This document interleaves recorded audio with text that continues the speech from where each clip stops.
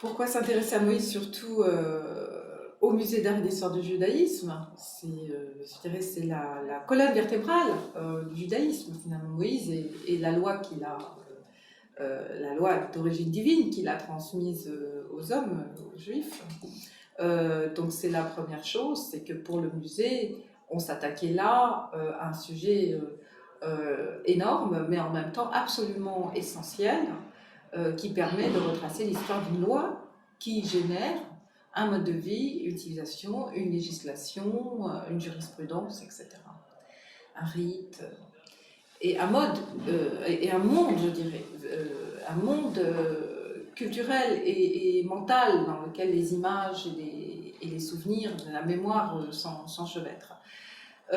Ensuite, la seconde raison, c'est que Moïse n'est pas traité dans l'histoire de l'art. Alors, on a beaucoup travaillé sur les figures bibliques, chez Rembrandt, chez Dürer, etc. On travaille beaucoup sur la Bible en images, mais on ne travaille pas sur Moïse.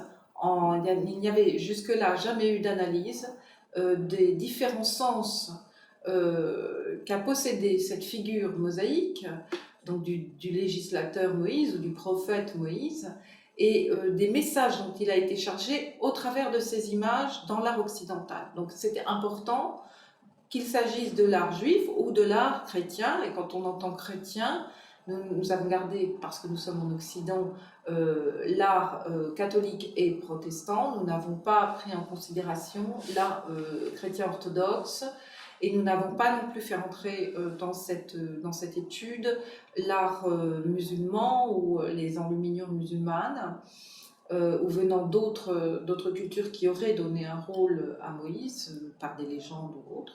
Nous avons vraiment concentré nos efforts de ces recherches sur la période occidentale, pratiquement de la période paléo-chrétienne à nos jours, en ayant quand même une petite incursion, pour expliquer les sources, sur les synagogues, les fresques les peintures murales, pardon, de la synagogue de Toura Oropos, qui date du IIIe siècle de notre ère. Donc c'est un long voyage qui permet d'essayer d'aborder une figure que tout le monde connaît, On croit connaître. ou croit connaître. Tout le monde se souvient du film de Cécile B2000, Les 10 Commandements, mais finalement, qu'y a-t-il derrière cette image extrêmement populaire, cinématographique, et je dirais qui donne une espèce de résumé, de condensé, un peu dépourvu de religion en quelque sorte, un peu dépourvu de spiritualité, pour en faire l'aventure d'un homme, hein, et du peuple qui l'a conduit. Donc il y a le côté très aventurier, romanesque des 10 commandements, très individuel et psychologique aussi. Et on connaît ça et on ne se rend pas bien compte de ce que nous portons en nous, dans notre mode de pensée, et qui nous vient de cette figure-là, de ce qu'elle a signifié sur les derniers 2500 ans, on va dire. Oui, tout à fait. D'abord parce que les lectures qui sont faites du texte biblique, puisque nous partons de là, hein, très vite vont discerner ce qu'on appelle le cycle de Moïse ou la vie de Moïse en faisant un récit exemplaire. Donc ça devient un modèle. Donc on discerne dans la vie de Moïse plusieurs étapes, l'enfance en Égypte, la révolte contre Pharaon, la découverte de ses origines juive ou hébraïque, sa révélation au mont Horeb et sa découverte donc, je veux dire, de sa mission de prophète, hein, son face à face avec Dieu, c'est ce qui d'ailleurs le singularise absolument, c'est le face à face avec ce qu'on ne voit pas et ce qu'on ne peut pas exprimer mais qui est là. C'est-à-dire le buisson ardent, c'est la scène absolument matricielle de tout ce qui est la question du jeu et du tu chez Martin Buber ou chez d'autres, ou bien de la rencontre avec oui, la toute-puissance divine. Je suis celui qui est, hein, ou je suis celui que je suis, et partant de là, le mystère incroyable d'une transmission, d'une mission, d'une vision de ce que peut devenir finalement un peuple dédié au service de son Dieu unique, hein, puisque le monothéisme, certes, est amorcé avec Abraham, qui détruit les idoles de son père, mais c'est bien sûr avec Moïse qu'il prend une forme absolument encadrée, légiférée, normée et aussi puissante. C'est un Moïse tout d'abord qui apparaît comme un chef militaire. Alors là, on le voit par exemple sur certaines peintures euh, pendant la bataille contre les Amalécites. Par exemple, Josué et Aaron le tiennent tandis qu'il est au sommet de la montagne observant la bataille dans la plaine, lui tiennent les bras parce que tant que ses bras sont élevés vers le ciel, eh bien il a la force et les armées juives dominent les Amalécites. Ça, c'est une vision de chef militaire aussi, quelqu'un qui envisage finalement une conquête. C'est un prophète parce qu'il parle pour Dieu. Et la complexité de Moïse, c'est qu'il ne peut pas parler, il est bègue, il a du mal à parler. C'est donc son frère qui parle pour lui. Ce que Moïse lui dit, son frère le traduit en quelque sorte en son, en aisance de parole, en flux de parole, en flux verbal. Mais Moïse, par ce défaut de parole ou cette difficulté à parler, est au contraire tout vers l'intérieur de la rencontre, tout vers l'intérieur de la réception du message. Donc ça, c'est le côté mystique, spirituel de Moïse, le côté prophétique de Moïse. Comment lui parviennent finalement ces messages dans ce face-à-face qu'il a à de très nombreuses reprises avec l'être tout-puissant, qu'on ne peut voir, mais dont on sent la présence et qui se manifeste.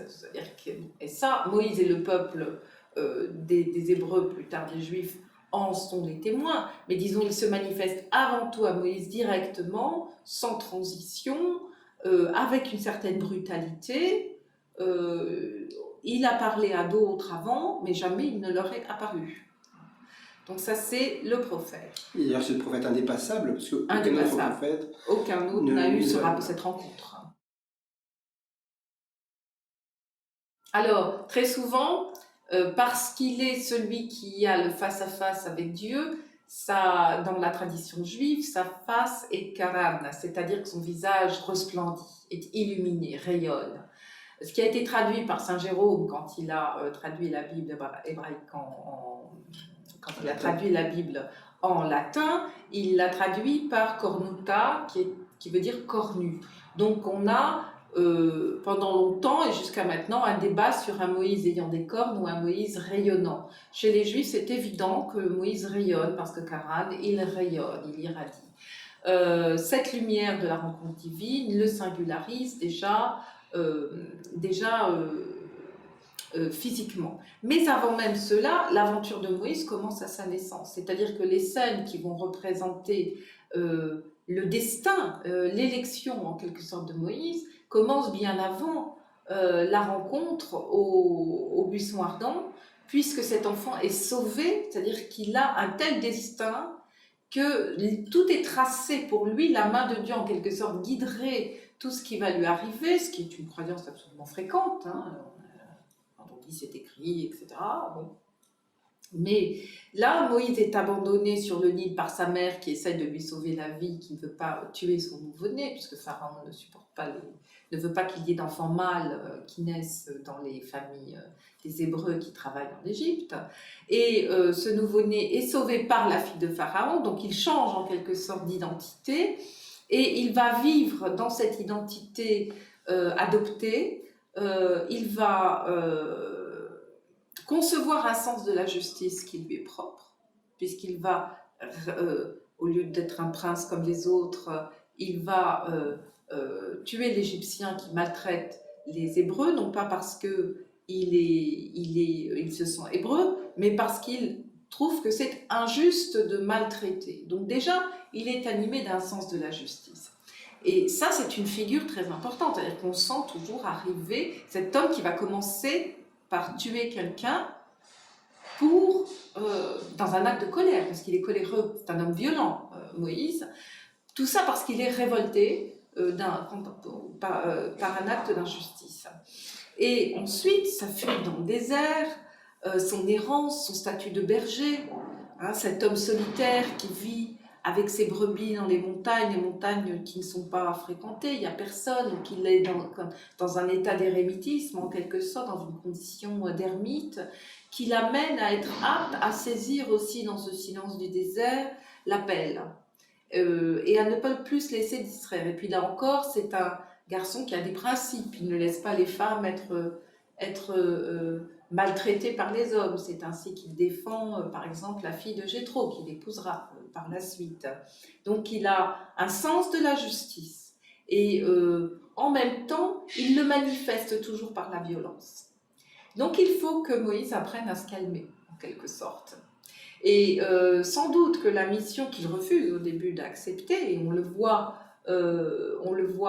dans certains, c'est ce qu'on a appelé les premiers prodiges de la manifestation divine pour imposer sa mission à Moïse, c'est le prodige du bâton et de la main lépreuse. C'est-à-dire que Moïse, comme tous ceux qui ont été appelés par Dieu, que ce soit Jonas, Élie ou d'autres, il ne veut pas faire ce travail pour Dieu. Il se dit, mais qu'est-ce que je vais pouvoir faire, moi, aller voir Pharaon, lui parler au nom de Dieu, je ne suis pas fou, on va prendre pour un fou. Et donc il y a ce refus instinctif, qui dit, mais non, mais là c'est pas possible, c'est quelque chose d'impossible. Et Dieu essaye de le convaincre, et va le convaincre d'ailleurs, il lui dit, tant que je suis avec toi, et c'est là où on sent l'élection, et ça c'est une scène très importante bien sûr, mais qu'on voit assez peu représentée. Tant que je suis avec toi, il ne te arrivera rien, je te le prouve, jette ce bâton et il devient un serpent, reprends-le, il devient bâton, plonge ta main dans ton sein, ressors-la, elle devient lépreuse, replonge-la à nouveau, et ressors-la, elle est saine. Donc je peux faire ce que je veux des éléments de la nature. La matérialité, en quelque sorte, est la vie mienne, c'est la vie, c'est moi qui la maîtrise. Et ça, ce sont des choses qu'on voit qui sont très importantes pour la période de l'Antiquité, ou alors des manuscrits paléo-chrétiens, ou quelques rares manuscrits chrétiens reprennent cela. Parce que le véritable prodige, en réalité, on considère que c'est la traversée de la mer Rouge, c'est-à-dire non seulement d'avoir pu rivaliser avec les magiciens pharaons en jetant un bâton par terre qui va devenir un serpent, mais c'est surtout d'avoir fait passer les Hébreux à pied sec à travers les flots de la mer Rouge. Et ça, c'est l'image qu'on voit représentée extrêmement souvent dans l'imagerie populaire et ailleurs. Moïse, c'est celui avant tout qui fait passer, qui divise la mer. Et ça, s'il y a quelque chose que personne ne peut imaginer possible de faire, c'est bien de diviser la mer. Et non seulement il la divise, mais une fois que les Hébreux sont passés de l'autre côté, Dieu incite Pharaon à poursuivre Moïse et les Hébreux et les engloutit dans les flots qui se referment sur eux. Donc on a quelque chose de l'ordre de la punition qui accompagne la mission, et la force, la violence de ces scènes-là, et la violence de tout ce qui a été les 10 plaies d'ailleurs d'Égypte, c'est quelque chose d'assez épouvantable. Donc c'est un homme qui s'insurge dans la violence, dans la démonstration de force. Et cette puissance-là, elle va s'apaiser momentanément au Sinaï, parce que le don de la Torah fait que Moïse est aussi l'être qui est élu pour recevoir cette nouvelle loi divine qui va organiser la société juive, mais au-delà même la société humaine, dans une pensée et un culte monothéiste, et puis aussi avec des principes moraux qui règlent le rapport à Dieu, le rapport à la famille, le rapport à la société, et les questions de charité, etc. Donc là, on voit apparaître le législateur, et vous avez de très nombreux textes qui s'appuient, des textes de Philon, ou Philon d'Alexandrie est essentiel pour la pensée chrétienne, de très nombreux artistes s'appuient sur les livres écrits par les savants humanistes, les hébraïsants humanistes, pour démontrer politiquement ce que c'est qu'un gouvernement sage, ce que c'est qu'une loi, ce que c'est que le pouvoir politique quand il s'appuie sur une tradition qui est celle de Moïse. Parce qu'on est souverain de droit divin, mais on ne commence à l'être réellement qu'à partir du moment où par exemple, où les empereurs du Saint-Empire romain germanique, ou alors où les rois de France auront réglé leurs questions avec le pape, parce qu'en réalité, le pape est le seul. Vraiment, les souverains sont temporels, ils doivent lui céder. Hein. Lui, étant le pape, il est l'élu. Or, ce que finalement le modèle politique impose petit à petit, c'est le souverain inspiré, le souverain délégué en quelque sorte par Dieu, donc le droit divin, ce qui est revendiqué hein, toujours, déterminé, d'abord avoir la décision sur les règles religieuses, ce qui permet de régler beaucoup de problèmes hein, quand on peut imposer la religion. Bon, et de dominer aussi beaucoup de questions financières, je dois dire, pour ce qui est de l'Église française. Elle a beaucoup, l'Église ultramontaine également, ont beaucoup souffert des politiques de Philippe IV le Bel et autres. Donc cette revendication est très importante. Mais la force politique, c'est le charisme, finalement, l'autorité morale. C'est-à-dire qu'on accepte d'obéir, surtout au XVIe siècle, par exemple, époque où personne n'a réellement de légitimité, pas plus les Médicis à Florence. On gouverne par du clientélisme, on gouverne par de l'autorité morale, on gouverne par de l'argent, on gouverne par la guerre, et quand même on gouverne quand on est quelqu'un de cultivé, c'est-à-dire quand on a aussi un projet de société, du bon gouvernement, etc. Donc le pape Jules II, quand il commande sa sculpture de David à Michel-Ange pour son tombeau. D'abord, c'est dans un ensemble de sculptures. La sculpture n'est pas seule, mais bien entendu, il veut apparaître comme le souverain, le pontife éclairé, qui est en même temps un souverain politiquement éclairé, qui règne sur, un moment extrêmement compliqué en Italie particulièrement, qui règne sur d'autorité, qui a pleine légitimité divine en quelque sorte, spirituelle, pour décider de la vie politique en Italie, entre les différents États italiens. Et dans ce chaos ambiant, eh bien, Jules II pense qu'à Rome, finalement, avoir un tombeau, d'abord un tombeau prestigieux, c'est une vieille tradition chez les Romains, on a son monument en quelque sorte, lui il se fait faire celui-là. N'oublions pas également que la chapelle Sixtine est un lieu, la Sixtine est un lieu ce sont des testaments politiques ou des testaments sur la postérité à la gloire du pontificat, et plus spécifiquement des papes qui sont commanditaires des œuvres. Donc voilà, on est sur un enjeu de la représentation de Moïse qui va être donc celle de l'incarnation du pouvoir politique et du pouvoir militaire et législatif. Mais l'incarnation la plus forte pour les chrétiens, celle qui va être la plus discutée par la suite, c'est bien sûr d'interpréter la vie de Moïse et les étapes de sa vie comme des annonces, des préfigurations, des foreplay, en quelque sorte, de la vie de Jésus-Christ, donc de Jésus abandonné, qui est menacé de mort à la naissance, on doit fuir, ensuite il va grandir, il va accomplir des miracles, il y aura des prodiges dans sa vie, Dieu lui parle. Hein.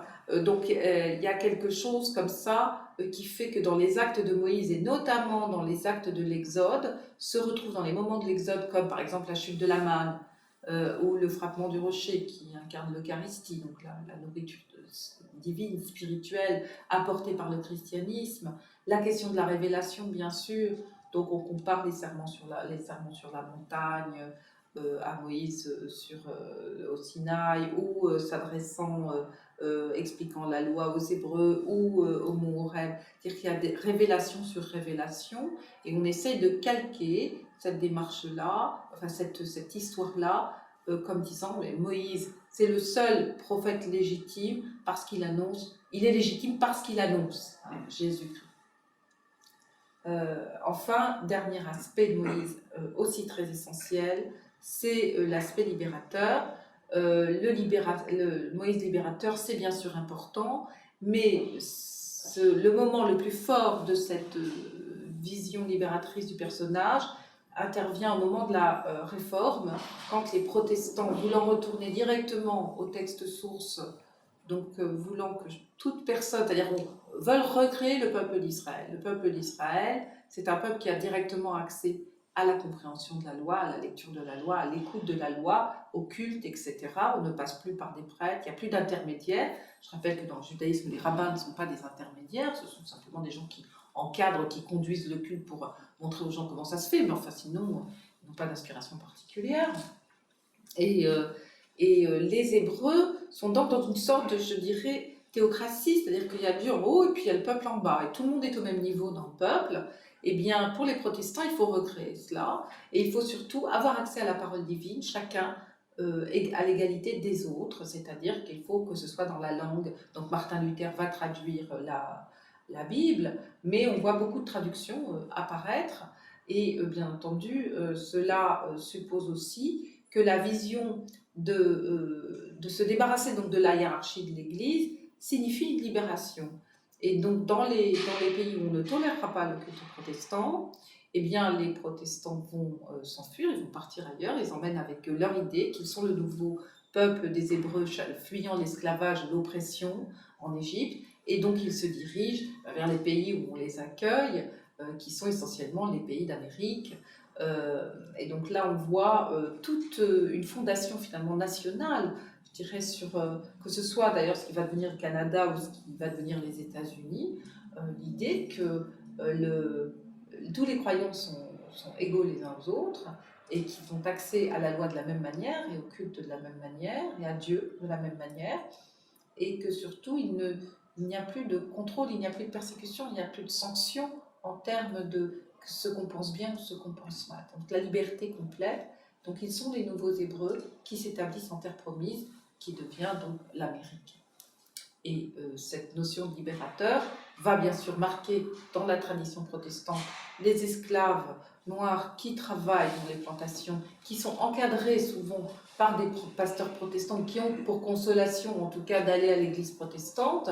Et donc là émerge un mélange entre la foi protestante et une autre foi plus, je dirais, difficile à dire ce qui est, parce qu'il y a tellement d'origines que c'est difficile de comprendre la créolité en quelque sorte de la foi des afro-américaines, pour l'appeler ainsi, parce qu'elle est très diverse, elle est vraiment très complexe. Mais une chose domine, c'est que finalement l'esclavage dans les plantations est vécu comme l'esclavage du peuple d'Israël en Égypte, et que donc l'image utilisée par les puritains et les protestants de Moïse et de l'Exode va à nouveau être utilisée pour se retourner en fait contre les oppresseurs par les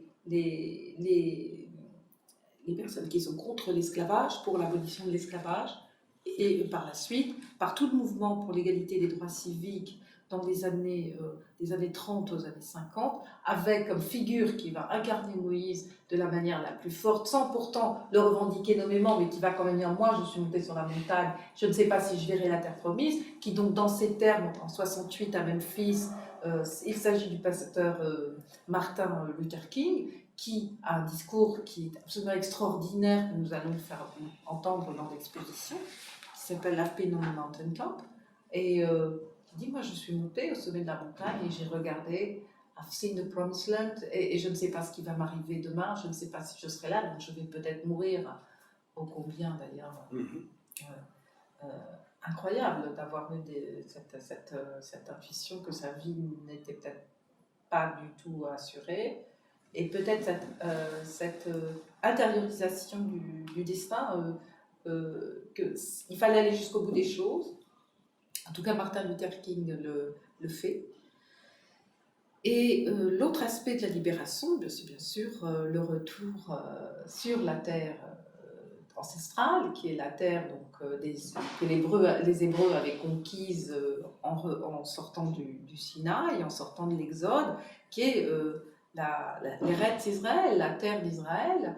Et donc là, qui est vue comme une terre, par les uns, une terre d'égalité promise, d'égalité civique, tous pareils, en ce qui concerne l'Amérique, et puis tout le monde les mêmes chances en quelque sorte. Et puis au Proche-Orient, on a au contraire, dans cet espace qui avait été la Judée, la Samarie, voilà, des tribus d'Israël, on a, à partir de la fin du 19e siècle, l'idée que la seule indépendance nationale pourra sauver les Juifs du massacre qui les guette et des malheurs qu'ils subissent, Et donc là s'organise ce mouvement sioniste, donc le retour vers Sion, vers Jérusalem, qui justement prend l'idée d'une reconquête de l'espace national en termes d'espace destiné, attribué, et surtout en termes modernes, c'est-à-dire d'une réalisation de soi des Juifs. C'est-à-dire que la diaspora, l'oppression, les a fait se recroqueviller.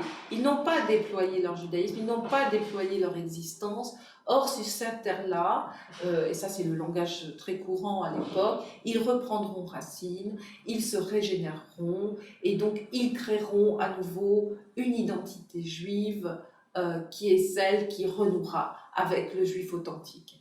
Et donc ça, c'est quelque chose qui est absolument dominant dans le sionisme, même si l'image de Moïse reste ambiguë entre le vieil Israël, c'est-à-dire que le juif errant et Moïse prennent parfois les mêmes traits, sauf que dans l'iconographie sioniste moderne et militante, chez Lilienne par exemple, Ephraim Moses Lilienne, Moïse est jeune, il est fort, et il tient les tables de la loi. Enfin, c'est vraiment une figure extrêmement intéressante graphiquement.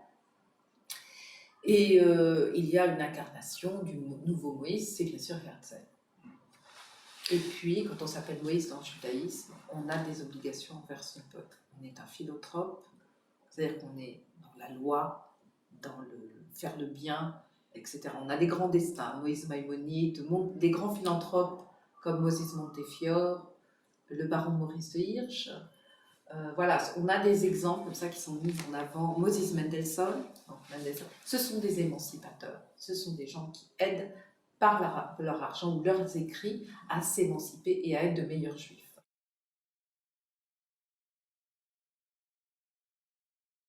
Alors Marc Chagall est un cas toujours très à part. Non, Justement, c'est l'artiste juif par excellence, mais c'est en même temps l'artiste universel par excellence. Marc Chagall a renouvelé, oui, effectivement des choses, et il l'a renouvelé pour les juifs. Alors, pourquoi ? Parce que Chagall est rentré dans les sujets religieux. La Bible intéresse toujours les artistes juifs pour l'illustrer, surtout ceux qui se sentent faire partie d'une époque de modernité, c'est-à-dire que illustrer la Bible, c'est donner un nouveau message sur la lecture qu'on a soi de son destin, mais aussi du destin des Juifs, ce qui n'est pas anodin au XXe siècle. Chagall, lui, Moïse et David sont deux personnages qui sont extrêmement fréquents, extrêmement présents chez Chagall. Quand il traite les sujets bibliques, il les rend très très présents. Dans la peinture politique, je dirais, ou en tout cas inspirée de Chagall, depuis 1914, reviennent quand il représente le peuple juif, l'Exode, la Révolution, quoi qu'il fasse, il y a toujours un certain nombre de personnages qui sont présents. On peut avoir le roi David, on peut avoir Moïse, on peut avoir le juif errant, les tables de la loi en tout cas sont là. Donc on a tout ce qui touche au peuple juif toujours symbolisé avec différents personnages qui ont chacun un langage particulier, qui contribuent à construire cette image qu'il donne. Et en même temps, c'est quelqu'un qui est en quête, Chagall. Il est en quête pour lui-même de réponses qui le concernent lui sur ce que c'est que d'être juif et qu'est-ce qu'il veut être, puisqu'il veut en même temps être universel. Parce que là, il est très important, et c'est ce qui a tant séduit chez les gens qui rencontrent Chagall, c'est qu'il n'est pas juif en tant que tel. Chagall est universel. Chagall est quelqu'un qui travaille pour l'art chrétien, qui fait des vitraux pour des églises. C'est surtout quelque chose qu'il fait après la Seconde Guerre mondiale, après la Shoah. C'est-à-dire que pour lui, l'image de la souffrance universelle et absolue, c'est le Christ. Et pour lui, le Christ est juif, il porte un talit. Et en même temps, il reste porteur d'un message qui vaut pour chaque homme, chaque être humain. Moïse apparaît là, chez Chagall, comme un faiseur de, je dirais oui, à la fois un être politique et puis un être surtout qui est dans le dialogue avec Dieu, qui est avant tout porteur d'une mission absolument surhumaine, qui n'a plus rien à voir avec tout ce qu'un projet politique pourrait représenter. Et donc, dans la Bible, il a aimé représenter, par exemple, le passage de la mer Rouge, le don de la loi, le buisson ardent. il représente ces scènes, comme il représente aussi, je le disais, le roi David. Ce qu'il apporte de force, c'est cette intensité universelle, c'est-à-dire qu'il y a toujours un rapport avec ce qui vient après. Il y a toujours un rapport avec la figure du Christ ou Jésus, ou le fait que ça ne s'adresse pas aux Juifs, que Moïse n'est pas venu, n'est pas là que pour les Juifs, que le Messie n'est pas là que pour ceux qui croient en lui, mais qu'il est là pour ceux aussi qui ne croient pas en lui. Et je crois que c'est la dimension, alors non pas plastique, parce que Chagall a une plastique unique, on ne peut pas dire qu'il a innové en termes vraiment iconographiques, puisque tout ce qu'il met en scène par ces juxtapositions, on voit apparaître les symboles bibliques, on voit apparaître ces images de la tradition juive à laquelle il s'adosse, c'est évident, mais en même temps, la force ou la façon dont il les fait agir les uns par rapport aux autres reste quelque chose qui les relie toujours dans une perspective qui dépasse le texte biblique, je dirais, même s'il l'illustre. C'est en tout cas, moi, la lecture que j'en ai. Merci Donc la notion de liberté est essentielle pour lui. Merci beaucoup, Anne-Hélène Hug, de cet entretien que vous avez bien voulu accorder au monde de la Bible. Je rappelle que l'exposition dont vous assurez le commissariat général est visible au Musée d'art et d'histoire du judaïsme, donc du 14 octobre 2015 au 21 février 2016. Merci beaucoup.